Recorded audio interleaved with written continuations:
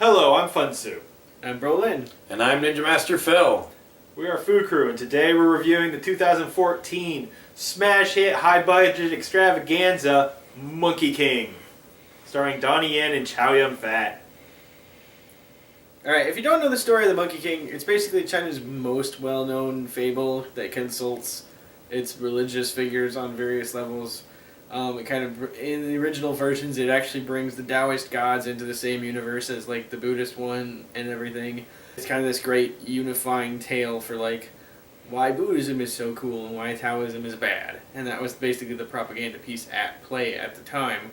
The main character is Sun Wukong, the Monkey King. Consistently gains more and more power because people think he's going to bring virtue to mankind and things like that, but it's a lot of allegory and mythic symbolism and things like that, and ultimately he goes on a rampage in heaven, tearing down very physically the Taoist heavens, only to finally be quelled by Buddha, which leads into the plot line of the Journey to the West story and movie that we covered earlier. So basically then he goes on to like be subjugated by a Buddhist priest. And the movie pretty much follows that. There's a few changes here and there. They gave Monkey King a love interest. It's all just about pushing his motivation to rampage in heaven from different aspects.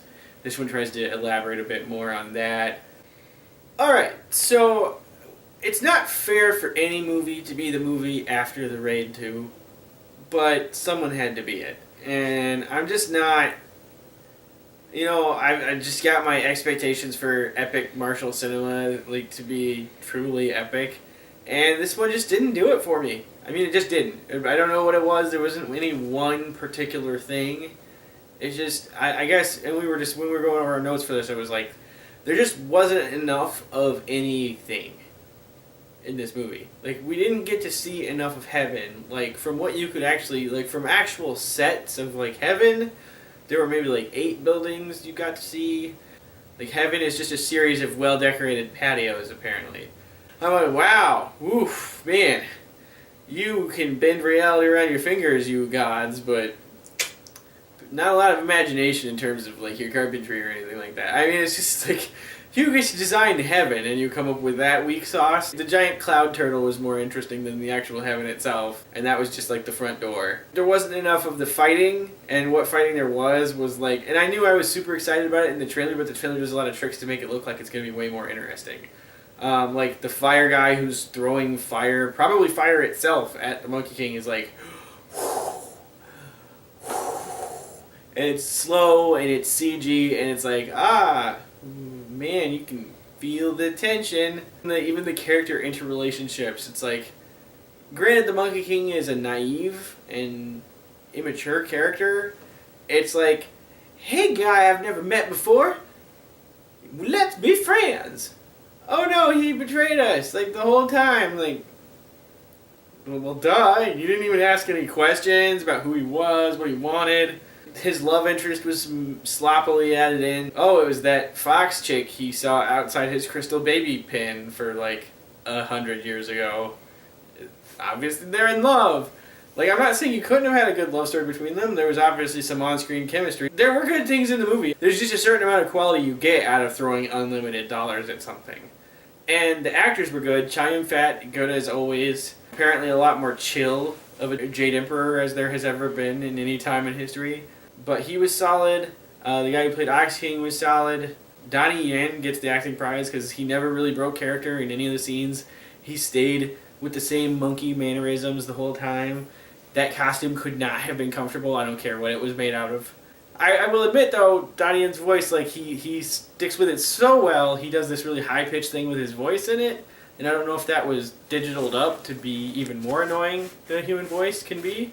But you could, if someone told me that tomorrow, like they used some kind of annoyance machine to make it more annoying, I'd be like, I'd buy that. I buy that. I believe they have an annoyance machine in China because I listened to the Monkey King's woo, woo, woo for like the entire length of the movie. They have an AI based on plies. That's how they make it. Like, I mean, for a second, like you, like at some scenes, like heavy monkey scenes, you can close your eyes and suddenly you're back in the Dark Crystal, like listening to the Skeksis. It just didn't do it. Like they didn't go far enough on any particular thing. It's extremely watered down. extremely vanilla in what it does. So as long as we're talking about Donnie Yen's performance, his version of the Monkey King in this is also kind of indicative of a lot of my problems with the movie. Now, look, I'll admit there's 1,000 ways you can interpret Monkey King. He's usually a very powerful, yet naive, but also incredibly petty and spiteful being. This movie, they decide to crank the naive up to a level that makes him... Go full retard. That being said, by cranking that up, they're obviously trying to make his likability a higher factor than is in the original text. Because originally, he's essentially just a very powerful child throwing a huge tantrum. In this, they want him to feel like someone you want to bring home to the parents, so they made him kind of that stereotypical, way over his head, stupid guy, and made him a pawn for other characters. Which could have been interesting if this movie had any desire to develop the motivations of the characters that are using him as a pawn beyond the we don't like not being in heaven. Yeah, a lot of people don't not like being in heaven, but they usually don't pull this much stuff, so you gotta give me a bit of motivation there. I mean, I'm not gonna say the Monkey King is the Dark Knight. It's probably not even the Shadow. But you know what? The Monkey King is also not like Mary Poppins Playtime. And this movie is trying to make a very friendly version, lighthearted romp of destroying the cosmos. And quite frankly, that juxtaposition of tone and theme just does not serve the movie well at all. And another problem as far as we're talking about tone is, so I'm not a religious man, okay? But the story, as he pointed out and as I pointed out in our Journey to West review, is based off essentially, if you really want to boil it down, a bunch of Taoist fairy tales reworked into Buddhist propaganda. This movie, for whatever reason, I'm willing to bet because the Chinese government put a bunch of money into it, decides to have a totally secular story about supernatural tribes essentially going to war with no kind of religious overtone.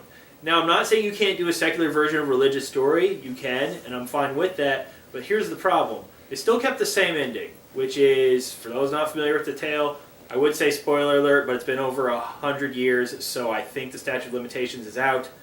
Buddha drops a mountain on Monkey King and imprisons him to be found later by our roving monk in Journey to the West, which is actually the plot to Journey to the West by Stephen Chow. So in this movie, there's no religious forces at all at play, as opposed to Journey to the West, which has Buddhism throughout as a magical force.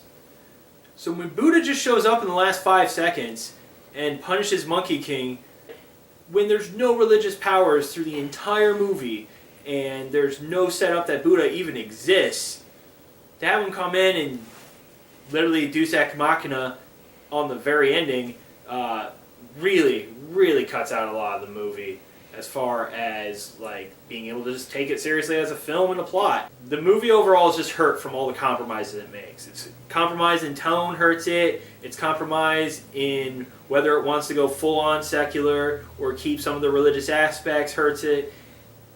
Every decision they made as far as the adaptation process of this story hurts it. I'd say the only exceptions would be it does give us a bit more of Monkey King's learning from his original Taoist teacher than the original text does, and it uses that to good effect. Like the relationship between his teacher and Monkey King is pretty well done. Outside of that, every other decision they made in adaptation just hurt what could have been a really awesome movie. Ninja Master, what do you think? I can see why this was mind-blowingly popular in China. It's a fun, crazy over-the-top romp using one of their most well-known and beloved mythical figures.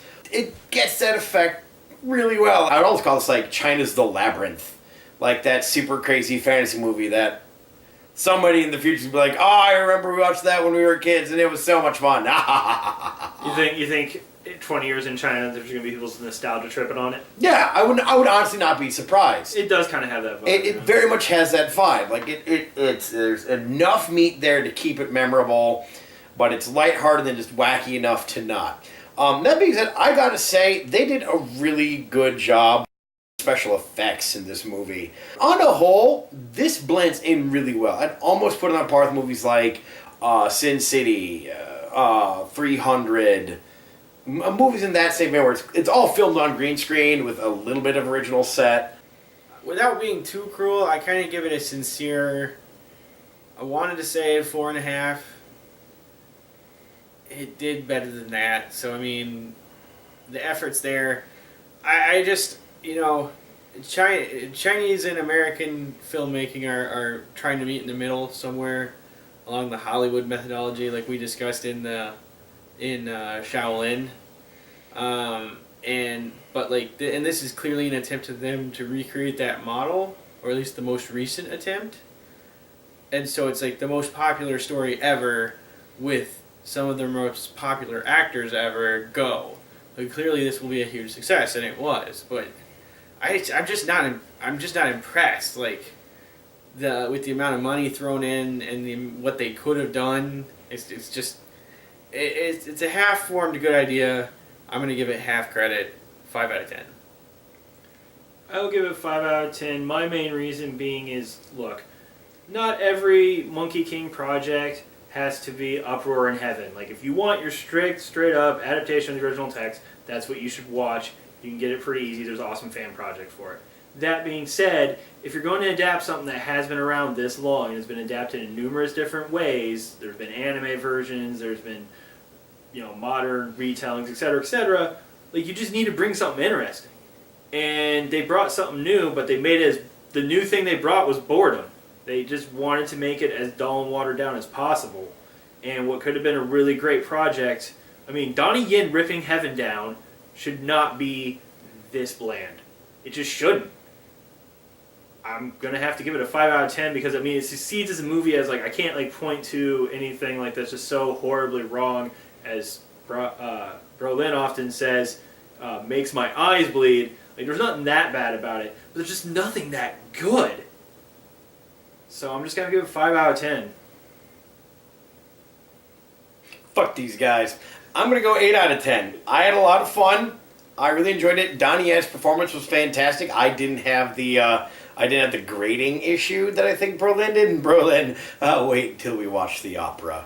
You have fun with that. Chow Yun-fat, even though being the most chill Jade Emperor in the history of ever, still brings that Chow Yun-fat gravitas to it. Like, it's a motherfucking Jade Emperor. You don't fuck with him. Like, even though he's being really relaxed, like, you're just like, pissing him off is a bad idea. It comes across. The guy that played the Ox King, had a great deal of gravitas to him. Yeah, what they were working with wasn't the best, but they did damn well for what they had. So yeah, as far as a just fun romp, 8 out of 10. I had a lot of fun with this movie. If you're interested, check it out for yourself. Hopefully we'll get a domestic release, or at least you can import the Blu-ray, the Hong Kong Blu-ray. Those do play on American Blu-ray players, fortunately. Remember, kids, as much as we're not paid or sponsored by anyone, hint, hint, yes, Asia exists for a reason. The internet exists for a reason. The beautiful thing about the era that we live in now is if you're watching this, you probably have access to something that can get you a copy of any Hong Kong release. So, we're the Food Crew. Don't forget to like this video, subscribe to our channel. Feel free to leave a comment below if there's anything you'd like to see us do or review in the future. And don't forget, we are on Facebook at facebook.com/foodcrewreview.